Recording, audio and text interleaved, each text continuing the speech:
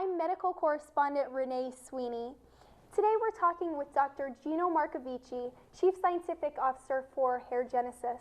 Thank you for joining us today, Doctor. Thanks for having me.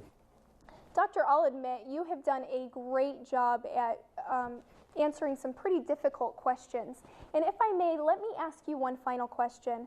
Given the scientific research and the positive results that HairGenesis has achieved, why do we not see HairGenesis everywhere? Why are you not out there leading the pack?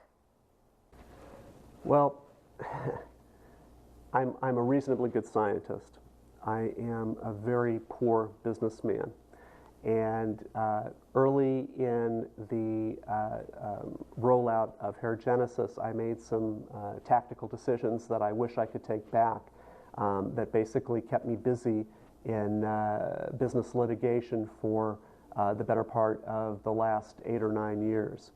And as a result of that, we've sort of had our shoelaces tied together, and as we've been dealing with those issues, our competitors got a foothold in the marketplace, and even though they didn't have the data or empirical evidence that HairGenesis did, they had a much bigger pot of money, and they were better businessmen and better marketers, and they went out there and now you know about some of the names of these products, and we've just kind of shaken ourselves loose from these issues just within the last year or so, so we're just getting our footing again.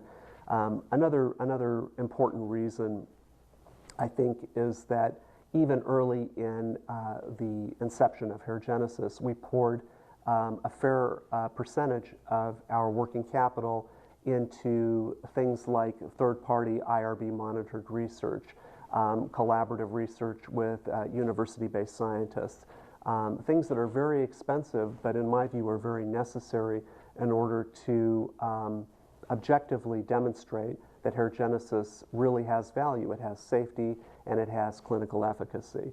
And so that's where we put our resources, and if we had poured money instead into marketing, I think more people would know about us, but we might not have quite as good of a product. This has been medical correspondent Renee Sweeney bringing you the latest from the world of science and medicine.